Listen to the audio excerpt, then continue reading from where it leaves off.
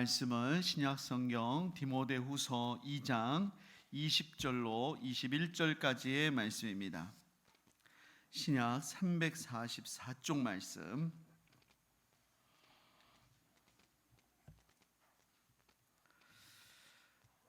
우리 한 목소리로 읽도록 하겠습니다. 자, 시작. 큰 집에는 금그릇과 은그릇뿐 아니라 나무 그릇과 질그릇도 있어 귀하게 쓰는 것도 있고 천하게 쓰는 것도 있나니, 그러므로 누구든지 이런 것에서 자기를 깨끗하게 하면 귀히 쓰는 그릇이 되어 거룩하고 주인의 쓰심에 합당하며 모든 선한 일에 준비함이 되리라. 아멘. 오늘은 갈산 성경학교 제78강 디모데 후서에 대한 강의입니다. 우리 좌우 바라보면서 인사하겠습니다. 선한 싸움에 승리합시다.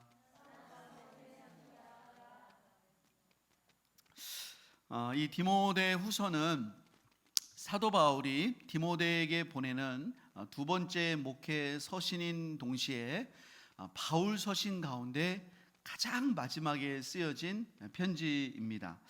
이제 바울은 자신이 순교할 때가 곧 임박했다, 이거를 이제 직감하고 있는 상황 속에서 이 편지를 기록을 하고 있습니다.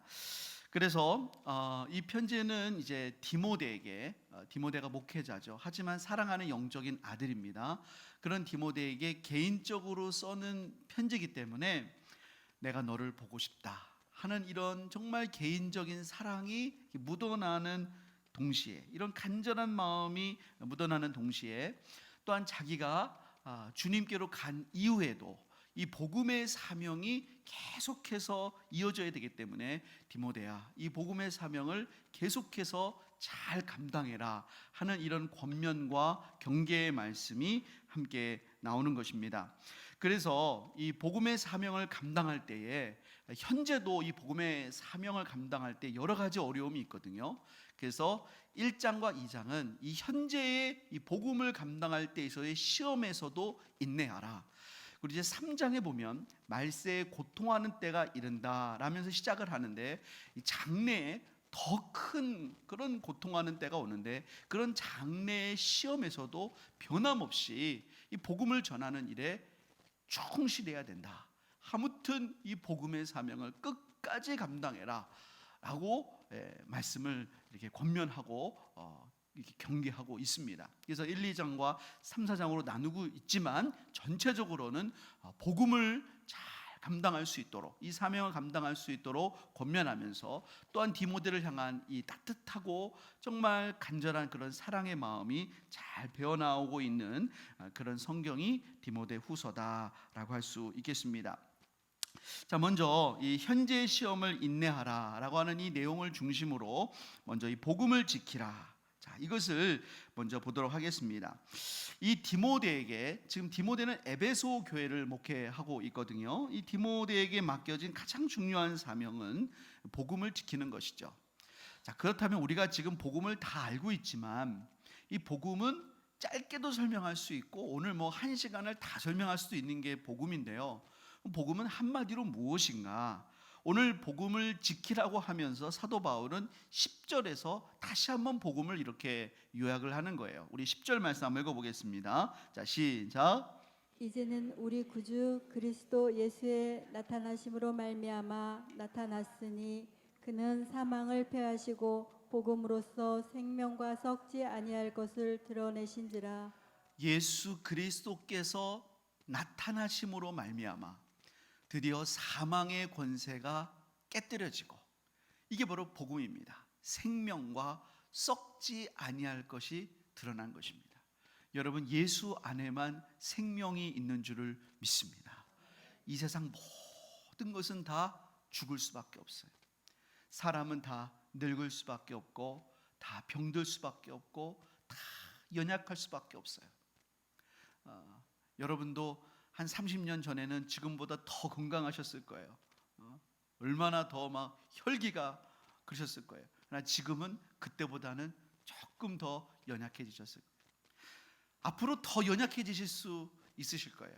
하지만 우리의 겉사람은 후패하나 예수 그리스도 안에서 우리는 영원한 생명이 보장된 줄을 믿습니다. 이게 여러분 복음이에요. 그래서 지금 사도 바울이 아까 순교를 앞두고 있다고 그랬잖아요. 근데 맨 처음에 자기를 소개하면서 사도 바울이 뭐라고 말씀하냐면 우리 구주의 생명의 약속대로, 사도 바울이 생명의 약속대로라고 하면서 1장 1절을 시작하는 거예요. 너에게 은총과 평강이 있기를 원한다. 은총과 긍휼을 간구하는 거예요. 지금 어떻게 순교를 앞두고 있는 이 사람이 그거를 말할 수 있을까? 여러분, 예수 안에 생명이 있기 때문인 줄을 믿습니다. 자, 11절 말씀 읽어보겠습니다. 11절 시작. 내가 이 복음을 위하여 선포자와 사도와 교사로 세우심을 입었노라.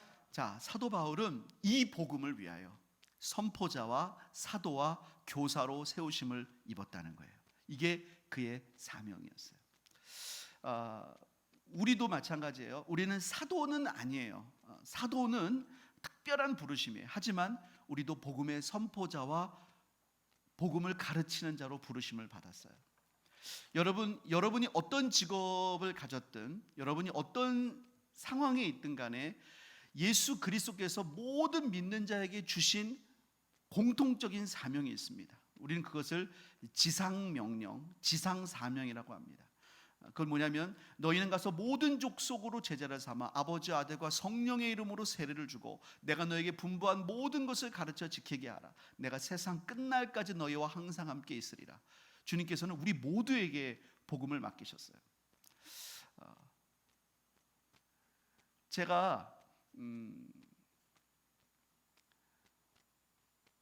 옷을 수선하러 오신 분에게 복음을 전하려면, 그분이랑 관계를 맺으려면 굉장히 또 시간이 걸릴 거예요. 그죠? 그러니까 그거는 가현숙 권사님이 하셔야 돼요. 그죠? 옷을 사러 오신 분에게는 이현숙 집사님이 하셔야 돼요. 그죠? 제가 그분에게 할 수도 있어요. 그러나 그러려면 또 관계를 맺어야 돼요. 그래서 우리 모두는 다 사명자예요. 최금자 권사님이 일하고 계신 곳이 있습니다. 거기선 단순히 직업만이 아니라 돈만 버는 것이 아니라 그리스도 예수의 복음을 증거하기 위해 그곳에 계신 줄을 믿습니다. 그래서 하나님이 건강도 주시고 일할 곳도 주신 줄을 믿습니다. 그걸 우리가 분명히 알아야 되는 거예요. 지금 사도 바울에게는 강단이 없어요. 그가 지금 수감되어 있습니다. 하지만 나는 지금도 동일하게 복음을 위한 선포자와 사도와 교사로서 내가 지금 있다는 거예요. 그 감옥에 있지만. 12절 말씀 한번 읽어볼까요? 12절. 자, 시작. 이로 말미암아 내가 또 이 고난을 받되 부끄러워하지 아니함은 내가 믿는 자를 내가 알고 또한 내가 의탁한 것을 그날까지 그가 능히 지키실 줄을 확신함이라. 자, 이 말씀 한번 보여주세요. 내가 지금 이 고난을 복음 때문에 받는데 부끄러워하지 않는데요. 왜냐하면 내가 믿는 하나님을 알고 내가 의탁한 것을, 그분이 나에게 맡기신 이 복음을 그가 끝까지 지키실 것을 확신하는 거예요. 이 복음의 사명을 감당하도록 그분이 지키실 것을 확신하는 거예요. 그럼 사도 바울이 갇혔던 그 감옥은 어떤 곳인가? 우리 그 다음 한번 화면을 보여주시죠. 그 다음 화면이요. 네, 감사합니다. 이게 지금 로마의 감옥의 단면도입니다. 지금 죄수는 저 지하에 있는 것입니다. 그리고 여러분 보이실지 모르겠지만 여러분 좌측에 보면 이렇게 이제 지상에 이렇게 구멍이 있습니다. 구멍 안으로, 저기 안으로 이제 죄수를 집어넣는 거예요. 저기를 죄수를 집어넣으면 빛이 들어갈 데가 저기밖에 없겠죠. 그리고 여러분 보시기에 좌측에 보면 이쪽에 문이 하나가 있는데 이 문이 하수도로 연결이 되어 있어요. 그래서 거기서부터 냄새가 얼마나 올라오겠습니까? 그러니까 저 방 안은 깜깜하고 습하고 냄새나고 굉장히 춥습니다. 저 방 안에 굉장히 많은 사람들을 함께 가둬놓는 거예요. 여기에 바울도 베드로도 갇혔을 것이라고 우리가 다 추정하고 있습니다. 저기서 바울이 마지막 말년을 보냈어요. 사도행전 28장에 나오는 바울이 연금됐을 때는 이런 상황이 아니었어요. 그때는 훨씬 수월했지만 마지막 감옥은 이랬다고 봅니다. 그래서 바울이 디모데에게 이렇게 말합니다. 너는 나를 부끄러워하지 말아라. 충분히 부끄러워할 수 있는 거예요. 사람이 마지막이 좋아야 되는데 근데 마지막이 이런 곳에서 지금 바울이 있는 거예요. 너는 나를 부끄러워하지 마. 나도 부끄러워하지 않는다. 나는 이곳에서도 복음을 위해서 사도와 교사와 선포자로 부르심을 받았다. 여기 있는 이 죄수들이 복음을 듣는 청중이고, 여기서 내가 여기 있는 이 하수구 앞에 여기 있는 내 이 돌이 이 강단이고, 내가 여기서도 예수 그리스도의 복음을 전하고 있다. 자, 그가 지금 그렇게 말하고 있는 것입니다. 자, 13절 14절 말씀을 한번 우리 읽어보겠습니다. 자, 시작. 너는 그리스도 예수 안에 있는 믿음과 사랑으로서 내게 들은 바 바른 말을 본받아 지키고 우리 안에 거하시는 성령으로 말미암아 내게 부탁한 아름다운 것을 지키라. 내게 들은 바 바른 말, 우리 안에 거하시는 성령으로 말미암아 내게 부탁한 아름다운 것, 이게 다 복음을 가리키는 것입니다. 이 복음을 지켜라. 이 복음을 지키는 것이 너의 사명이다. 이제 사도 바울은 순교를 앞두고 있습니다. 하지만 여기서 끝나는 것이 아닙니다. 이제 이 복음의 사명은 너에게 맡겨졌다. 이 복음을 지키라는 것입니다. 그럼 여러분, 디모데가 어떻게 복음을 지켜야 될까요? 복음을 지키는 방법들이 이제 나오게 됩니다. 크게 세 가지로 우리가 살펴볼 수가 있는데요. 우리 2장 1절 2절 통해서 먼저 보겠습니다. 우리 2장 1절을 한번 읽어보겠습니다. 2장 1절. 자, 시작. 내 아들아, 그러므로 너는 그리스도 예수 안에 있는 은혜 가운데서 강하고. 예, 뭐 안에서 강하고? 너는 그리스도 예수 안에 있는 은혜 가운데서 강하라. 여러분, 복음을 지키는 첫 번째는 뭐냐면 우리가 먼저 복음의 능력을 충분히 누리는 것입니다. 여러분, 복음을 지키기 위해서 오늘부터 이 성경책을 꽁꽁 싸매가지고 장롱 속에 넣어놓고 어떤 환란이 와도 나는 이 성경책을 보관할 거야. 그래서 성경책을 꼭 장롱 속에 보관한다. 이 여러분, 복음을 지키는 것이 아닙니다. 복음을 지키는 것은 무엇이냐면 여러분들이 어떤 상황이 와도 복음의 능력으로 말미암아 담대하고 복음의 능력으로 말미암아 살아가는 것입니다. 저는 여러분들이 복음을 마음껏 누리시기를 예수님의 이름으로 축복합니다. 그리스도 예수 안에 있는 은혜 가운데서 강해야 됩니다. 디모데는 성격이 좀 소심했어요. 하지만 사도 바울은 너의 기질이 소심하지만 너의 기질이 소심할 수 있다. 하지만 너가 그리스도 예수 안에 있는 은혜 가운데서는 강하라라고 말씀합니다. 우리 한번 1장 7절부터 8절 말씀 한번 읽어보겠습니다. 1장 7절부터 8절 말씀. 자, 우리 그 다음 말씀 보여주시죠. 자, 시작. 하나님이 우리에게 주신 것은 두려워하는 마음이 아니요 오직 능력과 사랑과 절제하는 마음이니 그러므로 너는 내가 우리 주를 증언함과 또는 주를 위하여 갇힌 자 된 나를 부끄러워하지 말고 오직 하나님의 능력을 따라 복음과 함께 고난을 받으라. 여러분, 하나님이 우리에게 주신 것은 어떤 마음이 아니라고요? 두려워하는 마음이 아닙니다. 하나님 우리에게 주신 것은 두려워하는 마음이 아니라 능력과 사랑과 절제하는 마음이에요. 그래서 사도 바울은 담대히 말합니다. 복음과 함께 고난을 받으라. 여러분, 예수님 믿으면 고난이 있을까요? 없을까요? 예수님을 잘 믿으시는 거예요. 예수님을 적당히 믿으면 고난이 없어요. 왜냐하면 고난 받을 만할 때쯤에는 적당히 타협하면 되니까. 예수님을 제대로 믿으면 고난이 있어요. 여러분, 예수님 믿으면 불편해요. 제대로 믿으면 불편해요. 근데 여러분, 저는 여러분들이 괜히 불화를 일으키는 그런 사람이 되기를 원치는 않지만 예수님 때문에, 정말 예수님 때문이라면 여러분들이 손해도 볼 수 있는 사람이 될 수 있기를 바랍니다. 그런 게 있어야 돼요. 정말로 예수님 때문이라면. 일단 여러분들이 정말로 예수님 때문이라면 주의를 온전히 지키는 것도 굉장히 여러분 삶에서 불편할 수 있어요. 그렇잖아요. 주의를 온전히 지키는 거 굉장히 불편한 일이에요. 하지만 주의를 온전히 지키는 거. 이 시간도 마찬가지예요. 근데 여러분, 그거 오히려 이런 것들은 더 쉬울 수도 있죠. 우리 삶 속에 얼마나 많은 것들이 예수님 때문에, 예수님을 정말 온전히 지키기 위해서 우리의 삶과 결정들이 달라져야 됩니까? 하지만 복음과 함께 고난을 받으시기를 바랍니다. 그러면 어떤 일이 벌어지냐? 2장 9절을 한번 읽어보겠습니다. 2장 9절. 자, 시작. 복음으로 말미암아 내가 죄인과 같이 매이는 데까지 고난을 받았으나 하나님의 말씀은 매이지 아니하니라. 신기한 일이 벌어졌어요. 그러니까 사도 바울을 그렇게 메어놨단 말이에요. 근데 메어놨는데 사도 바울을 감옥까지 가둘 수는 있었지만 그 감옥 안에 있는 곳에서도 하나님의 말씀은 계속 전해지고 있었어요. 우리 디모데 전서를 보면 거기서 황제의 친척들에게까지도 복음이 전해지고 있었어요. 그 복음의 능력을 누가 막겠습니까? 그 복음의 능력을 어떻게 가릴 수가 있겠습니까? 여러분, 빛은 막을 수가 없는 거예요. 조금만 틈이 있어도 빛은 다 삐져나가는 것이에요. 이게 여러분 빛의 능력인 것입니다. 복음을 지키는 또 하나의 방법이 있습니다. 우리 2장 14절 15절 말씀 읽어보겠습니다. 14절 15절. 자, 시작. 너는 그들로 이 일을 기억하게 하여 말다툼을 하지 말라고 하나님 앞에서 엄히 명하라. 이는 유익이 하나도 없고 도리어 듣는 자들을 망하게 함이라.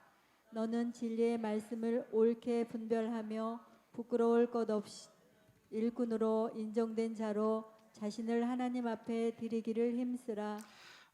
복음을 지키는 또 하나의 중요한 방법은 진리의 말씀을 옳게 분별하는 것이에요. 특별히 목회자가 해야 될 아주 중요한 것은 말씀을 분별해서 가르치는 일이에요. 그럼 여러분, 그 당시에 어떤 이상한 가르침이 있었냐면, 여러분 18절을 보면 진리에 관하여는, 그러니까 이제 그런 17절에 보면 악성 종양처럼 퍼져나가는 나쁜 가르침이 있었는데 18절에 보면 진리에 관하여는 그들이 그릇되었도다. 어떤 가르침이 있었냐? 부활이 이미 지나갔다, 이렇게 가르쳤어요. 그러니까 예수님이 생각보다 빨리 오시지 않는단 말이에요. 우리가 주님께서 오시면 우리가 부활해야 되는데, 그러니까 어떤 식으로 하셨냐면, 부활은 영적으로 일어나는 것이다. 우리가 성령 받은 게 부활이다. 되게 은혜롭잖아요. 근데 사도 바울은 그게 거짓이라고 그랬어요. 부활은 육체가 부활하는 거예요. 거룩한 주님의 몸으로 부활하는 거예요. 여러분, 우리가 예수 믿는 거는 영혼만 천국 가는 게 아니에요. 우리가 죽어서 우리의 영혼이 좋은 데 간다, 뭐 그런 식의 생각, 그건 기독교가 아니에요. 우리가 죽어서 영혼이 잠시 낙원에 있지만 예수님이 오실 때 부활의 몸으로 완전히 새롭게 그 하나님 나라에 가는 게 진짜 복음의 핵심이에요. 그래서 우리는 부활을 기다립니다. 몸의 부활을 기다려요. 이 기독교의 핵심이에요. 그래서 우리는 성도들과의 만남을 기다립니다. 기독교는 맹한 복음이 아니에요. 그냥 좋은 데 가 있겠지, 이게 아니라 진짜로 만나는 거예요. 그 성도들을 진짜로 만나는 거예요. 그 사람들과 다시 손을 잡는 거예요. 예수 그리스도의 손을 잡는 거예요. 예수 그리스도가 부활하셔서 떡과 구운 생선을 드셨던 것처럼 우리는 예수 그리스도 안에서 그 나라에 가서 먼저 떠난 그 성도들을 만날 것인데, 그때 정말 존귀한 모습으로 만나게 될 거예요. 이게 부활의 복음이에요. 근데 이게 헷갈리잖아요. 부활은 영적으로 일어났어, 성령님 오셨잖아, 맞는 것 같잖아요. 근데 목회자는 이걸 분별해야 돼. 아니야. 성도들은 헷갈려요. 맞는 것 같은데? 그럼 목회자는 분별해. 그래서 목회자는 공부해야 돼요. 여러분, 목회자가 공부할 수 있도록 교회는 도와주셔야 돼요. 그래서 목회자는 평생을 공부해야 되고요, 평생 공부하고 평생 공부한 것들을 놓고 기도하고 가르쳐야 돼요. 디모데에게도 너는 진리의 말씀을 분별하여 부끄러울 것이 없는 일꾼으로. 저는 그렇게 생각합니다. 한국에 있는 목회자는 이단 전문가가 아니더라도 모든 이단에 대해서 어느 정도는 다 알고 있어야 된다.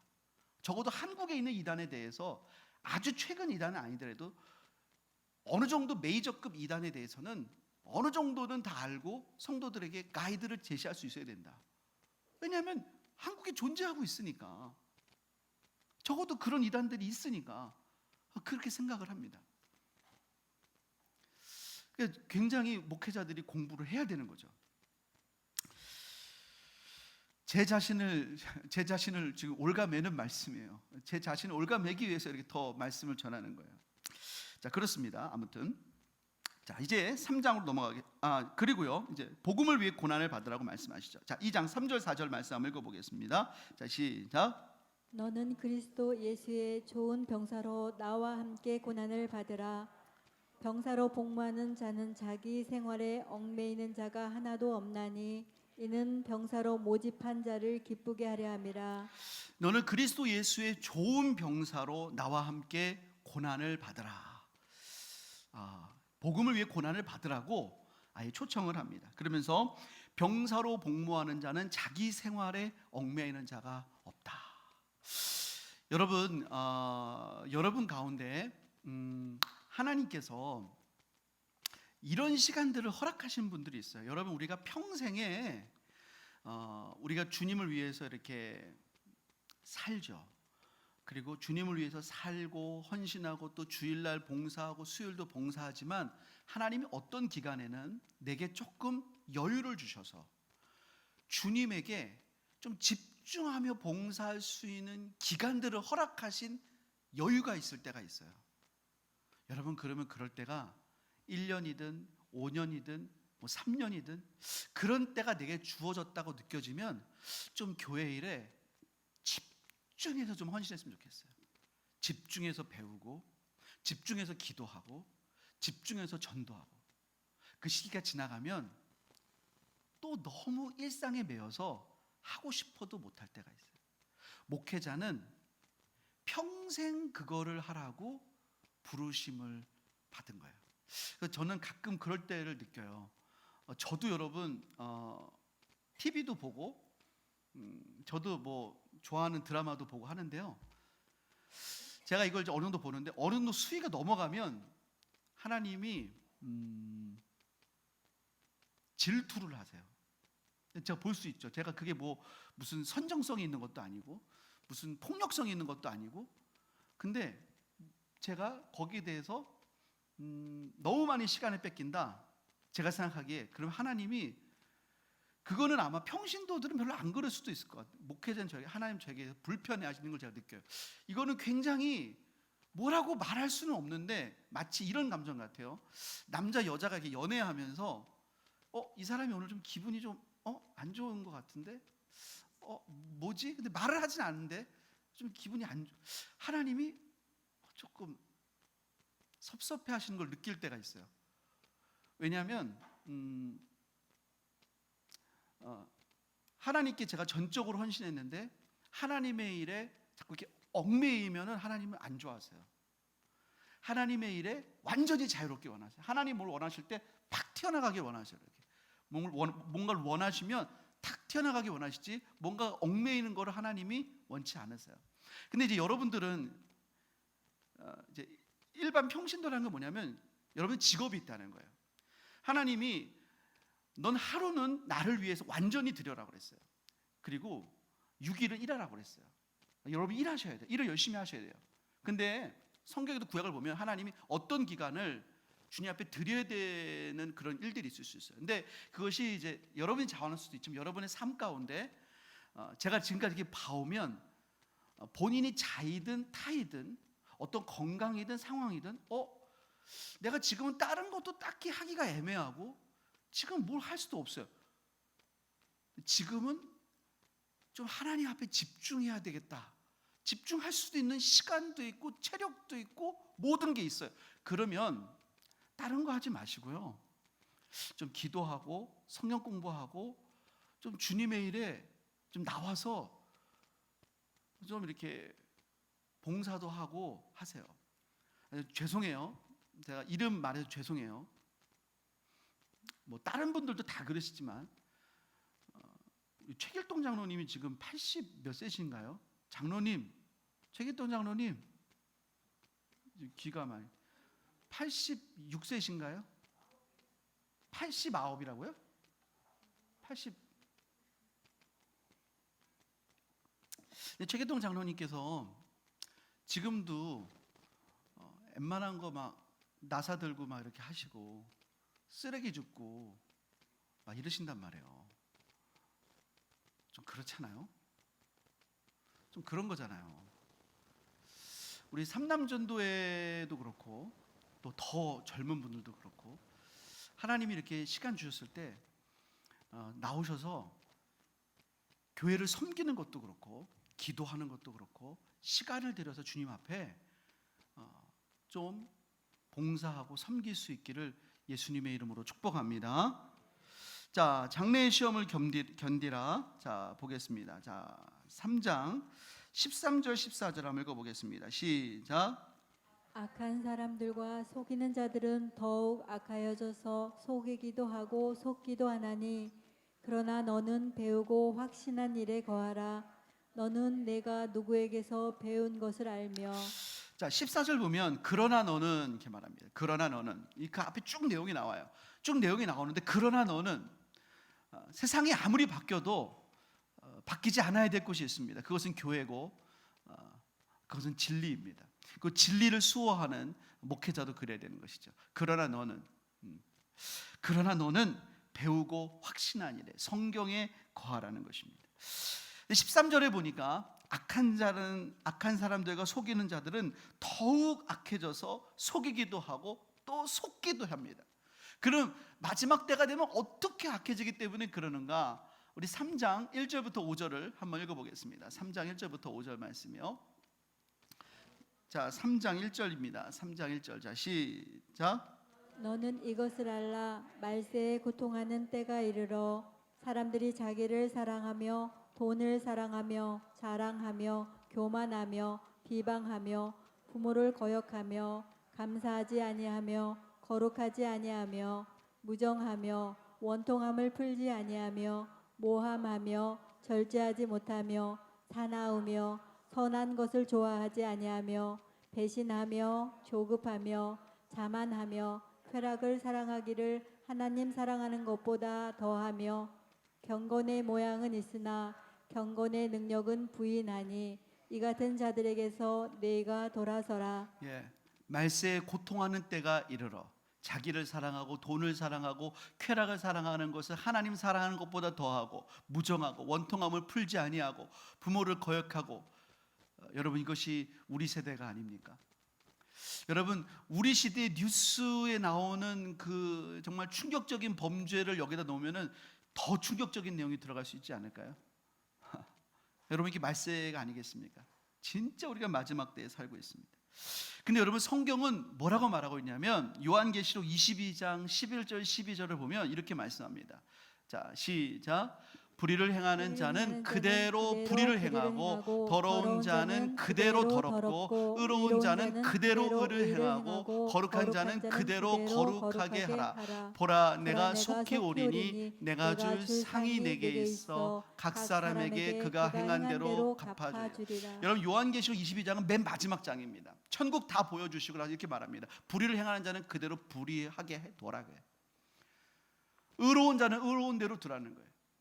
여러분, 악을 행하는 자는요, 시대가 하나님이 여러 가지 사인을 보여주십니다. 마지막 때라는 사인이 굉장히 많이 나옵니다. 더 많은 설교자가 경고를 외칠 것입니다. 그러나 더 불의로 치달을 것입니다. 더 쾌락을 사랑할 것입니다. 더 광란에 빠질 것입니다. 더 하나님 없는 쪽으로 달려갈 것입니다. 여러분, 보십시오. 얼마나 세상이 이제 막 거꾸로 돌아가는지 모릅니다. 비진리가 진리처럼 되는 세상이 더 심해질 것입니다. 근데 또 한쪽은 그런 속에서 의로운 자들은 더 거룩함을 추구하는 영적인 양극화가 벌어져요. 이제 마지막 때가 된 걸 깨닫고, 내가 이제라도 돌이켜야겠구나. 거룩하게 살아야지. 내가 예전에 했던 이 모든 것들이 이제는 아니구나. 이제라도 돌이켜서 주여 나를 불쌍히 여겨 주옵소서 하고 돌이켜서 거룩한 삶으로 돌아오는 하나님의 추수들이 일어나요. 그동안의 삶을 주님 앞에 깨닫고 그동안 잠자고 있던 영혼들이 깨어난단 말이야. 그런 영혼들이 하나님 앞에 대부흥이 일어나기 시작해요. 그래서 불의를 행하는 자 계속 불의를 행하고 의를 행하는 자는 계속 의를 행해서 하나님께서 주실 상이 있어요. 요한계시록 22장 11절 12절에 그렇게 말씀하고 있어요. 자, 여러분, 그러면 이렇게 이런 상황 때 어떻게 우리가 그러면 이런 말세에 고통하는 때가 있을 때 하나님의 사람들은 어떻게 또 거룩해질 수 있는가? 어떻게 더 거룩해질 수 있을까요? 그 말씀을 오늘 3장 15절부터 17절까지 해주시는 거예요. 우리 한번 3장 15절부터 17절 말씀을 한번 읽어보겠습니다. 자, 시작. 네, 화면을 보여주세요. 그 위에 말씀에 있을 겁니다.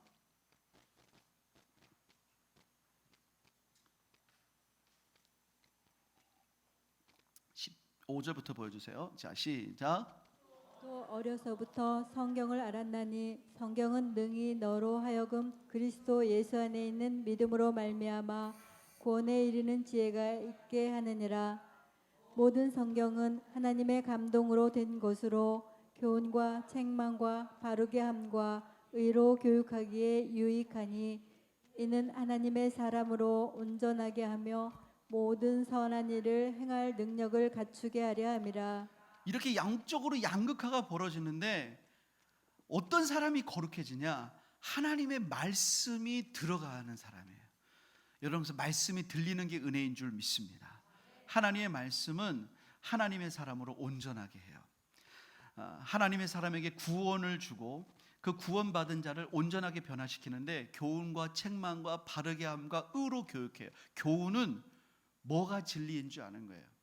사람들은 동성애도 맞는 거 아니야? 근데 하나님의 진리는 하나님은 남자와 여자와의 결합이 결혼이라고 알려주세요. 뭐가 진리인지를 알려주세요. 교훈하세요. 책망하세요.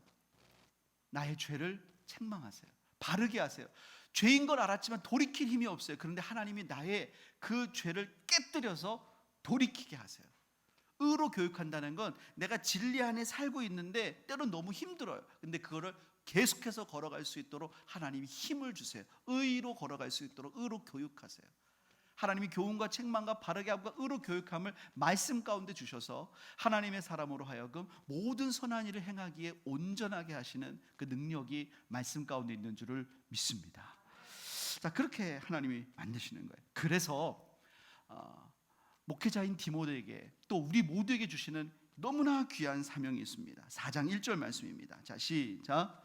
하나님과 앞과 살아있는 자와 죽은 자를 심판하실 그리스도 예수 앞에서 그가 나타나실 것과 그의 나라를 두고 엄히 명하노니. 여러분, 이 디모데서를 보면 처음부터 바울이 이렇게 말해요. 내가 너를 간절히 보기를 내가 너를 보기를 너무나 원하는 것은 너의 그 진실한 믿음 때문이다. 그것은 내 어머니와 내 외조모 붙어 있더니 내 속에도 있는 것을. 아주 그냥 개인적인 편지예요. 그런데 마지막 4장에 이르러서 그에게 복음의 말씀을 전파하라고 말할 때는요, 내가 내게 너한테 꼭 부탁한다. 나 이제 곧 죽는데 내가 진짜 부탁해. 진짜 에베소 교회 진짜 내가 개척한 교회인데 진짜 부탁해. 이런 식으로 부탁하지 않아요.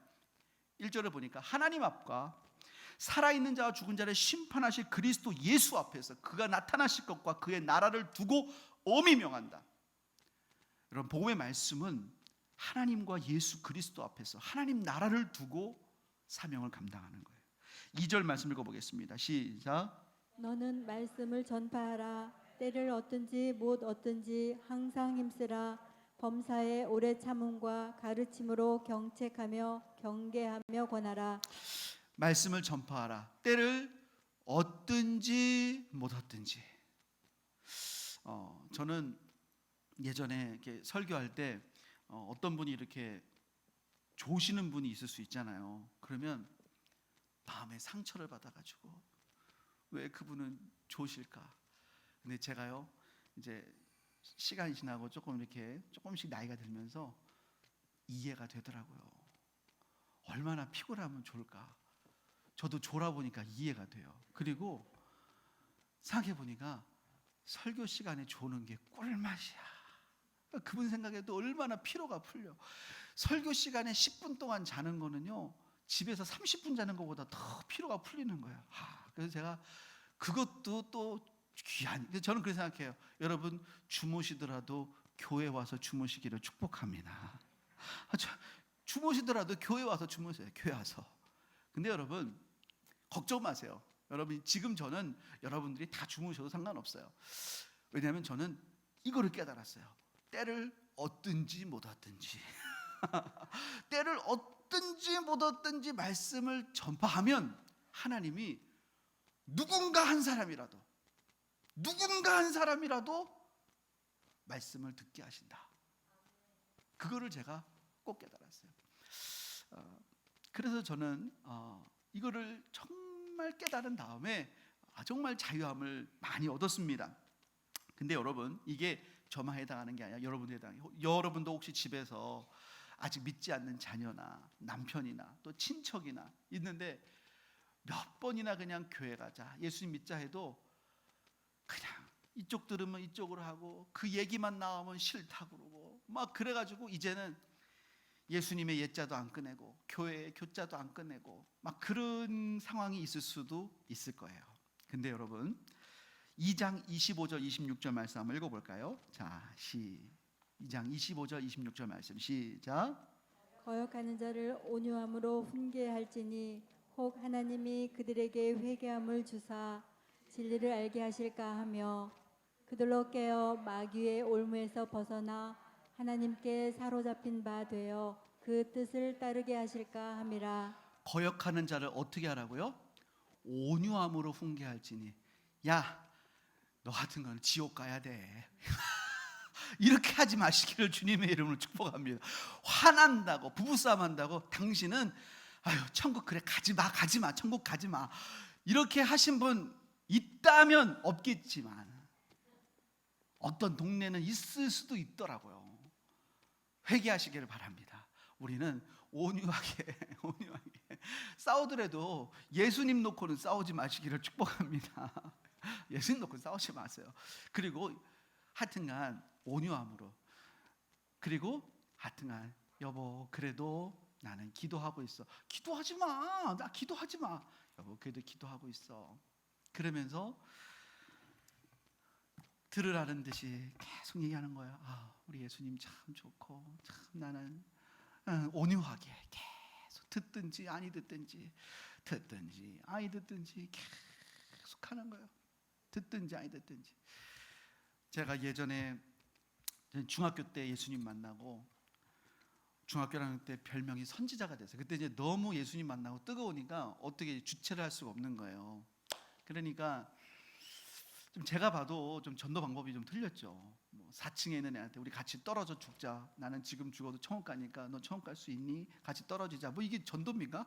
말도 안 되잖아요. 근데 그러니까 애들이 별명을 약간 놀리듯이 친 거예요. 선지자라고 붙인 거예요. 그러니까 이제 약간 이제 그렇다고 제가 이제 친구들 사이에서 이렇게 좀 뭐 이렇게 왕따나 그런 건 아니었어요. 그렇게는 안 하기 때문에 그런 건 아니지만 선지자 이런 분위기였어요. 그런데 저는 그래서 애들이 저를 이제 제가 믿는 예수님을 이렇게 싫어하는 줄 알았는데 그러다가 진짜로 그때 1992년 10월 28일 그때쯤이었어요. 근데 그날은 아니고 그때쯤에 한참만 한국 사회에 막 붐이 될 때쯤인데 언젠가 한번 야외 청소를 하는데 날이 막 어둡고 막 비가 내리고 막 바람이 부는 거예요. 그러니까 애들도 막 그때 싱숭생숭할 때 갑자기 애들이 제 옆에 와서 다 달라붙는 거예요. 야 우리 천국 가야 되는데 너를 붙잡아야 되겠다. 그러는 거예요. 그래서 얘네들이 안 듣는 것 같지만 다 듣고 있었거든요. 제가 그랬어요. 야 그거 아니야. 그거 잘못된 거야. 그래도 어쨌든 간에 그래도 일단은 잡고 있어야 되겠다는 거예요. 듣고 있구나. 듣고 있는 거예요. 그러니까 온유함으로 계속 그러세요. 온유함으로 그럼 하나님이 회개함을 주사 그로 하여금 듣게 하신다니까요. 그래서 아까도 보면 범사의 오래 참음과 가르침으로 경책하며 경계하며 권하라. 제가요 정말로 그렇게 전도해도 안 믿는 사람이 있다고 당신은 지옥 갈 거요 라고 말한다면 얼마나 상처를 받겠습니까? 지옥 갈 수도 있어 이런 할 수는 있죠. 그러면 지옥 갈 수도 있어 이런 할 수 있지만 당신 지옥 갈 거요 이러면 그렇잖아요. 그래서 범사에 오래 참음으로 경책한다는 것은 죄를 드러낸다. 지금 어디 하고 있는 거예요 제가? 다양한 방법으로 전하라는 거예요. 다양한 방법으로. 드릴 말씀이 많지만 빨리 마무리하겠습니다. 마지막입니다. 바울의 이제 마지막 소망입니다. 6절을 보면 4장 6절을 보면 전제와 같이 내가 부어진다. 바울이 순교할 때 참수형을 당했어요. 목이 잘리고 피를 그러니까 바울이 전제는 포도주를 붓는 제사예요. 내가 이렇게 어떻게 순교할지 직감했어요. 내가 떠날 때가 가까이 왔다. 7절 8절을 보면 다 같이 읽어볼까요? 시작. 나는 선한 싸움을 싸우고 나의 달려갈 길을 마치고 믿음을 지켰으니 이제 후로는 나를 위하여 의의 면류관이 예비되었으므로 주 곧 의로우신 재판장이 그날에 내게 주실 것이며 내게만 아니라 주의 나타나심을 사모하는 모든 자에게 도니라. 나는 선한 싸움을 싸우고 달려갈 길을 마치고 믿음을 지켰어요. 내게 뭐가 예비되어 있어요? 의의 면류관. 나만이 아니라 이렇게 주의 나타나심을 사모하는 모든 자에게 도니라. 근데 여러분 이걸 아셔야 돼요. 바울이 네로 황제 때 순교를 당했어요. 네로 황제 때 로마를 선동한다는 죄목으로 순교를 당하는 거예요. 그는 죄인으로 순교를 당하지만 바울은 이렇게 말합니다. 세상 법정은 나를 죄인이라고 하지만 우리 주 예수 진정한 심판자가 그날에 나를 의롭다고 면류관을 주실 것이다. 진짜 심판자는 저 로마의 황제가 아니라 예수 그리스도다. 이렇게 말합니다. 그러면서 9절에 바울은 이렇게 말합니다. 너는 오서 속히 내게 오라. 그가 죽기 전에 디모데를 너무나 보고 싶었어요. 그러면서 10절에 이렇게 말합니다. 데마는 이 세상을 사랑하여 나를 버리고 데살로니가로 갔다. 골로새서하고 빌레몬서를 보면은요, 그때는 데마가 바울과 함께하는 전도 사역팀에 있어요. 근데 바울의 마지막 이때는 데마가 데살로니가로 갔어요. 이게 완전히 복음에서 이탈했다는 뜻인지 아니면 선교에서 이탈했다는 뜻인지 여기에 대해서는 의견이 분분하고 확인할 수가 없어요. 중요한 건 뭐냐면 바울과 함께 있지 않았어요. 그리고 그 이유는 뭐냐면 그는 이 힘든 복음과 함께 고난을 받는 것을 끝까지 하지 못했어요. 그 이유는 세상을 사랑했어요. 복음과 함께 고난받기보다는 세상을 택했어요. 그런데 11절을 보니까 누가만 나와 함께 있느니라. 누가는 의사였어요. 바울에게 지병이 있었잖아요. 하나님이 그의 지병을 고쳐주시지 않았지만 일평생 마지막까지 누가 그 옆에 있었냐? 의사 누가가 있었어요. 그래서 그를 보호하도록 하셨어요. 하나님은 참 신실하세요. 그리고 디모데에게 이렇게 말합니다. 네가 올 때 마가를 좀 데리고 와라. 여러분 혹시 기억나시는가 모르겠지만 2차 전도여행 갈 때 바울이 마가 데려가는 문제로 바울과 바나바가 싸웁니다. 나는 중간에 중도 하차한 마가는 못 데려가겠소. 바울은 마가를 인정하지 않았어요. 그런데 나중에 바울이 말년이 되면 그 마가를 용납하고 마가를 데려오라. 바울은 그 사람을 다 용서하고 용납하는 모습을 보여줍니다. 우리 13절 말씀 한번 읽어보겠습니다. 자, 시작. 내가 올 때에 내가 드로아 가보의 집에 둔 겉옷을 가지고 오고 또 책은 특별히 가죽 종이에 쓴 것을 가져오라. 겉옷을 가져오라고 그래요. 이 감옥에서는 특별히 이불이 없어요. 근데 21절에 보면은 네가 겨울 전에 오라 이런 표현이 있어요. 그러니까 겨울을 나야 되는데 너무 추운 거예요. 그 감옥이. 겉옷을 좀 가지고 오라. 그리고 가죽 종이에 쓴 책을 가져오라. 이게 뭘까? 성경을 보고 싶은 거예요. 바울이 그곳에 있으면서 성경이 보고 싶어서 성경을 가져오라. 이렇게 말을 하는 거예요. 마지막으로 17절 18절 한번 읽어보겠습니다. 시작. 주께서 내 곁에 서서 나에게 힘을 주심은 나로 말미암아 선포된 말씀이 온전히 전파되어 모든 이방인이 듣게 하려 하심이니 내가 사자의 입에서 건짐을 받았느니라. 주께서 나를 모든 악한 일에서 건져내시고 또 그의 천국에 들어가도록 구원하시리니 그에게 영광이 세세 무궁토록 있을지어다. 아멘. 이 앞에 말씀 읽지 않았지만 내가 처음 변명할 때 나를 대적한 자가 많았다. 이게 무슨 말이냐면요, 로마 시민권자는 그냥 처형당하지 않습니다. 자기가 변론할 기회를 줘요. 자기가 근데 이렇게 변론했을 때 구리장색 알렉산더가 자기를 심히 대적했다는 거예요. 근데 자기가 이제 마지막 순교 당하기 전에 한 번 더 변명할 기회가 주어진다는 거예요. 그때 내가 변명할 때 그때 하나님께서 내게 힘을 주실 것이다. 근데 중요한 게 있어요. 그때 바울은 그때도 그렇고 지금도 그렇고 나는 나를 위해 변호하는 게 아니에요. 그 시간은 내가 무죄하다는 걸 변호하는 시간이 아니라 주께서 나를 통해 마지막으로 선포될 말씀을 내게 힘을 주사 그때 마지막으로 말씀을 선포하게 하실 것이다. 그 위정자들 앞에서, 그 통치자들 앞에서, 그 많은 사람들 앞에서 주께서 내게 힘을 주셔서 나로 하여금 주의 복음을 선포하게 하실 것이다.